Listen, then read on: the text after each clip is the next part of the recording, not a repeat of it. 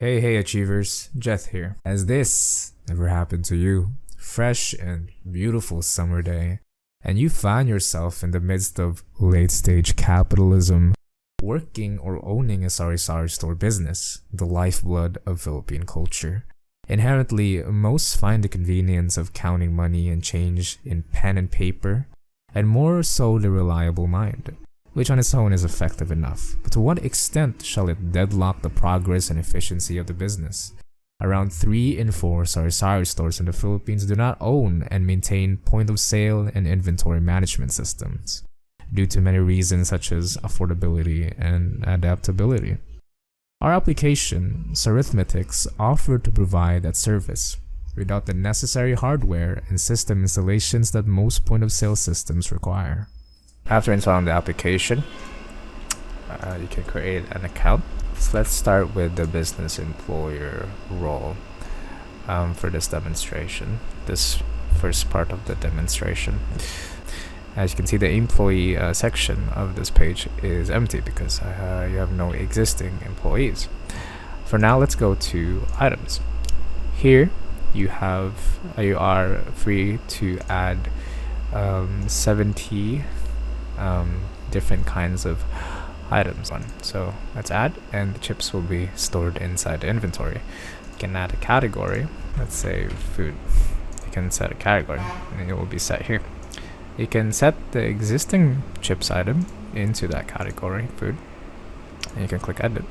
If you select the food category, it will be only show chips because that's the only thing that is set. It is set to that category, so you can filter it out as you like. You can also search for the item as well.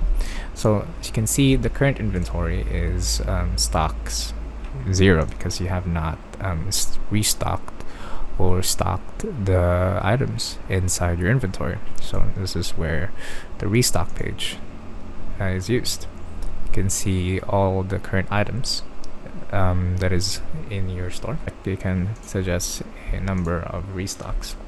Let's say you want to restock the chips of around 12 chips, and with that you can now save, as you can see here, and you spent 270 to restock. That's how much money it costed to restock your inventory, and you can get a QR code to see the receipt in a external website if you scan the QR code.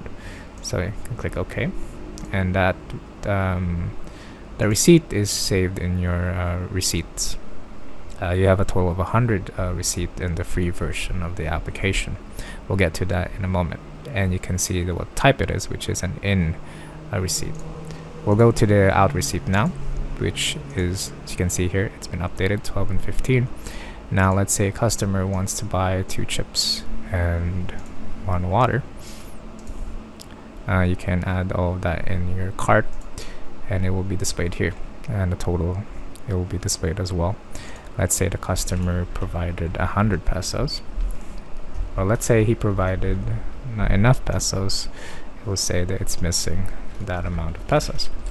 So let's say you provided 100. Now you're able to check out, give the customer 51 change, and you can check out.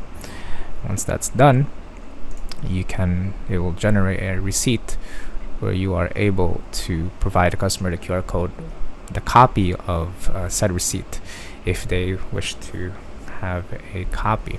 So they can scan that and they can have the copy of the receipt. It will just redirect them to the website where they can look at the receipt. So you can choose delete the receipt or just continue. Click OK, and you can see that the chips and the water has been reduced. Let's say the customer only wants to buy something relatively cheap, and you don't want to go through the adding it to the cart and checking out. You can do the quick buy. Let's say the customer wants to give the exact amount, 15 pesos for 1 water. You can just go click quick buy and click yes for 1 water, and it will generate that immediately without having to go to the checkout process.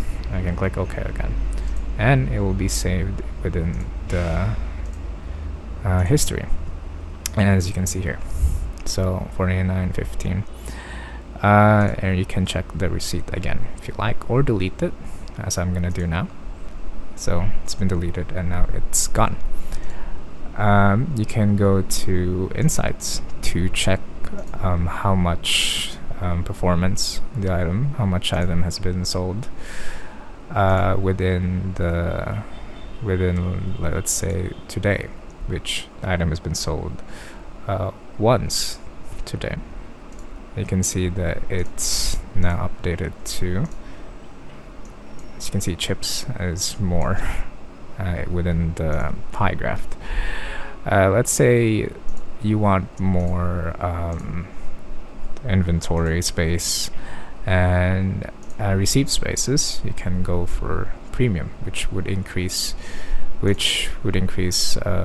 allow you to subscribe to increase your increase your inventory space by 120% more. So this is what the owner user sees. The owner user has the full freedom of using adding items and categories. I will now show the display for the employee user.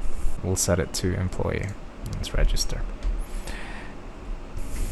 Okay, so as you can see here, this account is not synced to a business, so it has no access to the history or the items within the business, because there is no business to get the data from. That's why you need to input a business code, which is provided by the business owner. So let's go back to the business owner account. So the business owner account is PJBHS. Now we can use that. So let's input that now. PJBHS.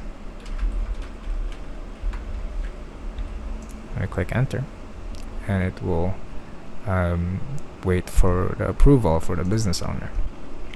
Okay, as you can see here, pending for approval, and you can click yes to sync the employee.